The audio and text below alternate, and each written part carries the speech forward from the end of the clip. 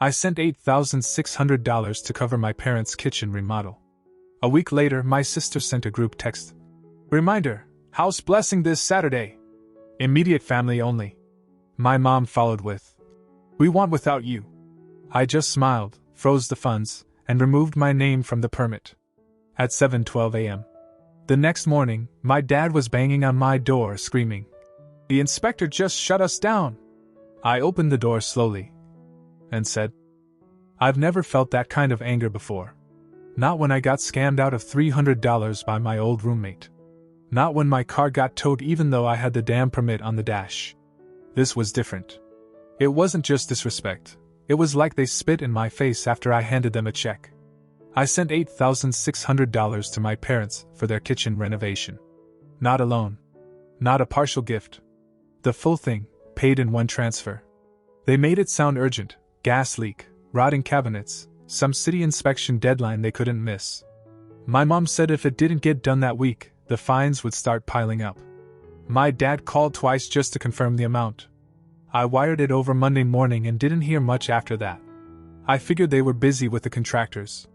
A few texts from my sister midweek saying stuff like, demo day, and new counters coming in. I didn't respond. I don't usually need thanks, but I guess I expected something. Anything. Then Monday evening, exactly 7 days after the money left my account, my sister sent a message in the family group chat. Reminder, house blessing on Saturday. Immediate family only. I was halfway through rereading it when my mom followed up. We don't want you to come. That one hit like a brick to the face. No explanation. Just a clean-cut message. I stared at it for a good minute, phone still in my hand, trying to figure out if I missed something. Immediate family only. And they didn't want me there. After I paid for the damn thing. I didn't respond. I didn't call. I didn't argue. I opened my banking app and froze the funds. The payment had been set up as a scheduled release because of some contractor delay. Luckily, they hadn't completed the last verification, so I had time. Then I called the contractor and told him to pause everything. No more drywall. No painting. No appliance installs. I went to the site the next morning and handed each of the workers $50 in cash with simple instructions. Tell my parents that unless they pay in full, today, you're walking off. And if my parents so much as raise their voices, call the cops. They agreed. One of them actually laughed. What my parents didn't know was that only half the money had been released to the contractor. The rest? Never cleared. And there was no contract between my parents and the workers. Just between me and the contractor. Without my approval, the city couldn't keep the permits open. Tuesday morning, 7:12 a.m., someone started pounding on my front door. Like, full-on pounding. I didn't need to check who it was. I could already hear his voice from the hallway. The inspector just shut us down. I opened the door. My dad was red-faced, clutching a rolled-up piece of paper. I didn't say anything right away. Then I just said, yeah, I know. I pulled my name from the permit. They needed my authorization. I'm not authorizing anything. He looked stunned. Like he couldn't even process what I was saying. I told him the rest. The money didn't go through. The contractor's guys were only working because I paid them a little bonus, and told them to wait until he paid up. If he didn't, they were done. You planned a celebration for a kitchen I paid for, then told me I wasn't welcome. I'm not fixing your mistake. Pay up or deal with a half-gutted kitchen. Then I went back inside and left him standing there. I didn't check if he left. Didn't care. By noon that day, the group chat had turned into a slow-motion car crash. My sister tried first. 2 missed calls. Then a third. I didn't pick up. 5 minutes later came the text. What the hell did you do? I didn't answer. I let it sit there unread for an hour. Then my dad jumped in with a long message about how I had complicated everything, and how the inspectors are power tripping. Said I had no right to block work that didn't involve me anymore. That last part really stuck with me. Didn't involve me? My $8,600 was still sitting in a frozen state, while their workers stood around doing nothing, waiting for a miracle. Their blessing party was 5 days away. No floors. No backsplash. No appliances. Nothing passed inspection. I knew they were spiraling. By 3 p.m., the contractor called. He said my dad showed up in person, red-faced and sweating, and handed him an envelope. Inside was the rest of the payment, for $300 in small bills. No questions, no negotiations. Just shoved the envelope across the table and told them to finish the job. I asked if the crew got their $50 back. He laughed and said, "They handed it right to me. Said you took care of them already." So now they were going to finish by Friday. I told him fine, just don't mention me again. To anyone. Let them think I vanished. That night, I checked the group chat. It was like nothing had ever happened. My sister was posting photos again, fresh tiles going in, boxes with shiny new appliances stacked in the hallway. My mom sent a blurry selfie with the new pendant lights in the background, acting like it was some magical home transformation. No apology. No explanation. Just back to the show. I didn't respond. But I did watch. Saturday rolled around and, as expected, not a word from anyone. No reminder. No invite. I wasn't even an afterthought. Around 2:30 p.m., my cousin Rena posted a photo on Instagram. My parents were standing in their brand new kitchen, arms around each other like a couple who'd just won the lottery. Plates of food were already laid out. A glass of wine in my mom's hand. Decorations strung across the ceiling like it was a wedding reception. The caption read, "Blessing Day for Aunt Lisa and Uncle Don's beautiful remodel. What a journey!" I stared at it for a while. They were all there, cousins, aunts, even my mom's church friend who once told me I wasn't meant for family life. All of them smiling in the space I paid for. Then my sister posted her own shot. Same kitchen, same crowd. This time, the caption was different. All done without Caleb's drama this time. That's when it all locked into place. They weren't just ungrateful. They were actively rewriting the story. I didn't just miss the event. I was the problem they had to work around. I was being erased. Sunday morning at 8:41 a.m., the calls started again. My mom first. Then my dad. Then back to back from my sister. I let them all go to voicemail. Then came the texts. "Can you pick up for once? We need to talk. There's a new issue, and we could really use your help." At 10:17, my mom dropped the real reason. "Something came up and we need some support. I know the kitchen thing got out of hand, but we're still family." I stared at the screen. Support. They had their blessing. Their kitchen. Their photos. They'd badmouthed me to the whole family. And now they wanted more. They wanted support. I put my phone down, walked into the kitchen, the one I paid for in my own apartment, and opened the fridge. I wasn't even angry this time. I was cold. Detached. For the first time in years, I didn't feel obligated to answer. By the time Sunday night rolled around, the messages shifted from desperate to manipulative. The urgency was still there, but now it was wrapped in guilt-tripping and veiled threats. My mom had left me 2 long voicemails I didn't even bother to listen to. My sister sent one of those. "I know we've had our issues, but can we just talk like adults?" Texts that sounded like it was copy-pasted from an apology template. I didn't answer any of them. But Monday morning, things escalated. I was brushing my teeth when I heard a knock. Not banging this time, but persistent. I already knew. My mom was outside. When I opened the door, she looked exhausted, but not embarrassed. She went straight into a monologue. Something about how they had a situation with the bank. That the funds Dad used to pay the contractor were flagged and locked, and now they couldn't cover their utilities. She kept tossing the word, temporary, around, like it would soften the fact that they wanted more money. I didn't even ask what the issue was. I just stood there and let her talk, arms crossed, thinking about all the times she pulled the same act with a different story. New car repairs. Medical emergencies. Unexpected bills. Every single time, I covered it without a fight. She tried to shift the blame halfway through. Said it was the contractor's fault for not giving a receipt. Said the blessing party wasn't even her idea. Said my sister was the one who wrote, "We don't want you to come." I waited until she was done, then asked one question. "Why didn't you just call me before you decided to cut me out?" She opened her mouth like she had something rehearsed, then nothing came out. I told her flat out, "I'm not paying another dime." I said I wasn't a backup generator for when things go dark.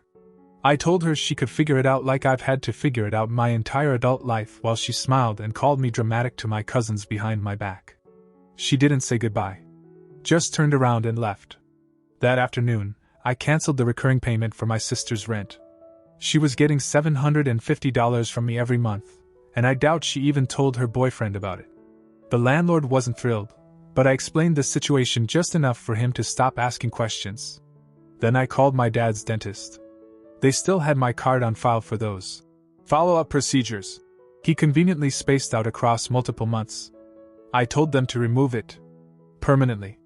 I wasn't just pulling away, I was removing every thread they'd ever used to reach into my wallet. Every lifeline. Every favor. By Thursday, it was radio silence. I could feel them scrambling. They were probably trying to fix things quietly, hoping I'd come around. But I didn't.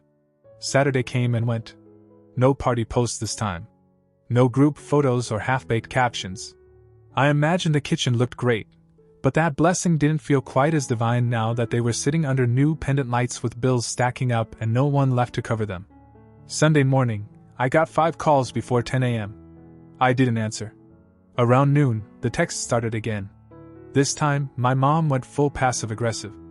I guess money is more important than family to some people. It's okay. God sees everything. You'll understand when you have kids. Then came the real push. Your father is thinking about taking out a second mortgage because we have no options. But don't worry about us. We'll manage somehow.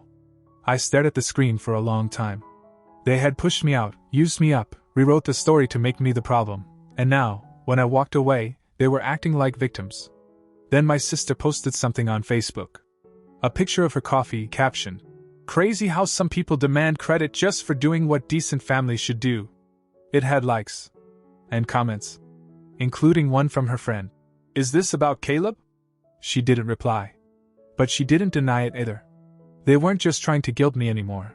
They were trying to ruin my name in the family. Paint me as selfish. Disloyal. The ungrateful one. The unstable one. And that's when it clicked. They thought I was done. That this was me storming off, sulking in a corner. They didn't realize this was just the start. That Sunday night, I didn't sleep. I wasn't anxious or bitter. I just kept turning over one thought in my head. They still believed they had the upper hand. They thought this was a temporary rift. That if they ignored it long enough, I'd come crawling back like I always did, bank card in hand, apology half-formed. They had no idea what was coming. First thing Monday morning, I called the city's permitting office and asked a few questions. Innocent ones. What happens if someone removes their name from a homeowner improvement permit halfway through a job? What if the job wasn't finished to code? What if a contractor was paid in cash and there was no record of it? The woman on the phone didn't know the details, but she gave me a direct line to an inspector. I called, laid out what I knew, and ended the call with one sentence. I just want to make sure everything happening at 312 Voss Street is legal. He said he'd look into it. Then I called the IRS tip line. My dad had pulled cash out in chunks, sloppy, inconsistent withdrawals, over multiple days. I knew this because one of the contractor's guys casually mentioned it to me, laughing about how he counted bills like a drug deal. My dad always thought cash was invisible. It isn't. I didn't accuse him of anything. Just said I was concerned that a large, cash-funded renovation was being done with no official record. That was all it took. By Wednesday, the inspector had returned to their house. Apparently, some of the wiring wasn't up to code, and the city permit was flagged for reinspection due to changes in the original approval, namely, me removing my name. My dad called me 3 times and left a voicemail that sounded more like a meltdown than a message.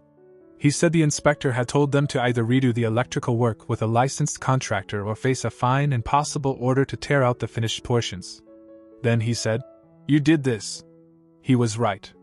Thursday morning, I sent an email. Not to him. Not to my mom. To every relative who'd been at the kitchen blessing.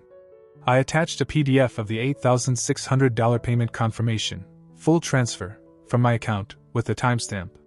Then I just wrote, "In case anyone was misinformed." No rant. No backstory. Just the proof. The fallout started faster than I expected. By Friday afternoon, I got a message from my cousin Nate. "Dude, what is going on?" Then another from an aunt. "Your mom said you didn't pay for anything. Are you saying you funded the whole kitchen?" I just replied with the screenshot. They stopped asking after that. Saturday rolled in. They still held the blessing. It was quiet. Smaller than before. A neighbor. My aunt, who's always been jealous of my mom's Facebook perfect life. No cousins. No church friends. My uncle skipped it entirely, and according to a message I got later, he openly asked at dinner why they lied. My mom cried in front of everyone. My dad left before they even lit the candles. But I wasn't done. I filed a simple online report with the state's contractor licensing board, flagging the unlicensed electrical work. I didn't sign my name. Just uploaded the photo of the guy installing the outlets. He had posted it himself on his business Instagram and tagged the location. Then I sat back. Sunday morning, the text came in, starting with my mom. "Why are you doing this? Do you hate us that much? You made your point." And finally, "We don't deserve this. You've hurt us. Don't expect help from us ever again." That one made me laugh. Help? From them? So I responded. "You never helped. You just took. And now you can figure out how to live without me." She didn't reply. And for the first time in years, I felt like I was finally free from all of it. Part 5, The Shift. The next few weeks were quiet. Not peaceful, just tense in the way you know something's building underneath. No more calls. No texts. No social media posts. They went radio silent like they were hoping to starve me out emotionally. But this wasn't hunger. It was healing. And I wasn't waiting on an apology anymore. I was watching them come undone without me. Then, out of nowhere, my sister reached out. It started with a photo. A picture of her dog lying on a bare mattress. "Had to sell the bed frame. Things are tight. Hope you're okay." No context. No explanation. Just an unspoken nudge. I didn't reply. 2 days later, she tried again. "Can we talk? I miss how things used to be." I left that one unread. The next day, my mom sent me an email. Not a text, an actual email, like she was trying to sound more formal. She wrote a full page about how much she regretted how things happened, how she let pride get in the way, and how she never meant to push me out. She even ended it with, "Love, Mom," like she hadn't treated me like a stranger weeks earlier. But buried in the middle of the message, between the flowery language and vague half-blame on stress, was the real reason she was writing. They had new problems. Turns out, the inspector's report triggered a reevaluation of the renovation permit, which uncovered more issues. The backsplash was installed by an unlicensed subcontractor, and the contractor himself hadn't filed the correct forms for material sourcing. Their fine? Over $9,000. She said they were reaching the end of what they could handle, and asked, very subtly, if I could help them explore options. That was the moment I felt it. The shift. They weren't trying to guilt me anymore. They were afraid. Afraid I'd never come back. Afraid of what else might unravel. Afraid of not having me to throw their emergencies at like fastballs. And they were right to be. I didn't answer. I sent a short text to the contractor. "No more conversations about the project. Direct everything to Don and Lisa. I'm not involved in anything moving forward." He replied instantly. "Understood." My sister tried once more. A message that started off nice and then quickly turned into guilt. "You're punishing us. I get that. But why cut me off too? I was just caught in the middle." I almost laughed. She wasn't in the middle. She was the one who wrote, "We don't want you to come." She was the one who publicly posted that they did it. Without Caleb's drama. And now, without my $750 a month, she was facing something she hadn't felt in years: responsibility. Now the calls were going to her. The bills. The stress. And she wasn't built for it. She stopped messaging after that. The part that surprised me most was how quickly the rest of the family faded away. Once the truth came out, once people realized I had funded the entire kitchen, and they lied about it, no one wanted to be part of the drama anymore. My parents weren't the golden couple with the charming daughter and the selfless son. They were two people who burned the bridge they lived on. I started sleeping better. No late-night calls. No surprise bills. No emotional blackmail masked as family bonding.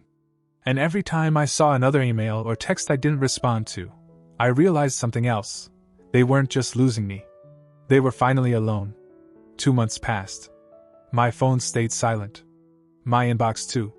Even my sister, who once couldn't go 3 days without sending a meme or asking for help with just a small thing, disappeared completely. I thought maybe they'd finally given up, maybe they were adapting to life without me. Then I got a call from a number I didn't recognize. It was my dad's coworker. He said he got my number from an old family friend and hoped it was okay to call. He started by asking how I was doing, which was odd, because I'd never spoken to this guy directly in my life. Then he got to the point. He said my dad had collapsed at work the day before. High blood pressure, stress, possibly something worse. He was okay now, but things were bad at home. I thanked him for the call, said I appreciated it, then hung up. I didn't go to the hospital. Instead, I sat on my couch and thought about how many times I'd been in pain, overwhelmed, barely keeping things together, and my parents had treated me like a burden. When I was working 3 jobs and barely making rent? Silence. When I got laid off and didn't tell anyone for weeks out of pride? No one checked in. Now they were drowning in the mess they made, and I was expected to dive in and save them again. Like always. The next day, my sister posted a photo of my dad from the hospital bed, with a caption that read, "Some people only care when it's too late." That was the last straw. I screenshotted it. Then I posted my own photo, a screenshot of the $8,600 transfer, with a short caption. "I cared before it was too late. I cared before anyone else did.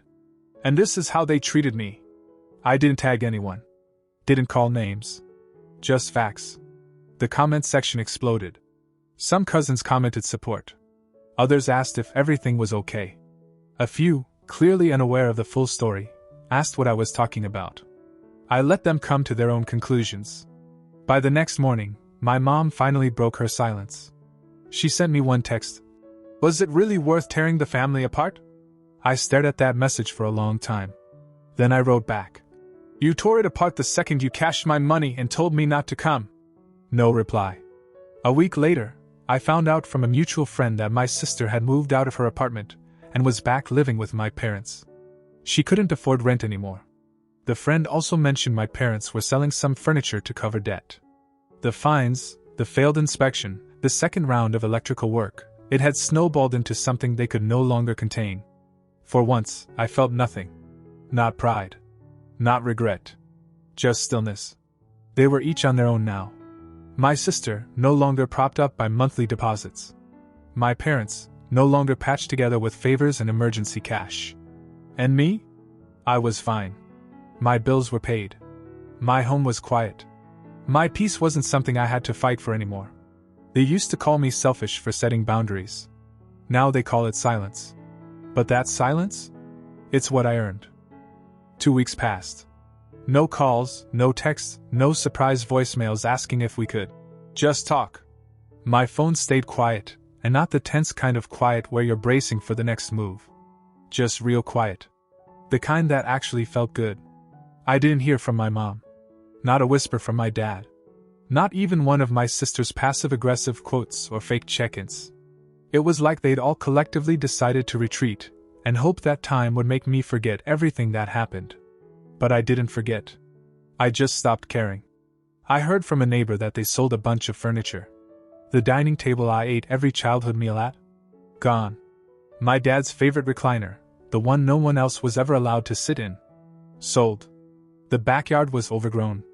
Apparently, they were behind on bills, and with no extra help coming in, things started slipping. My sister had officially moved back in with them.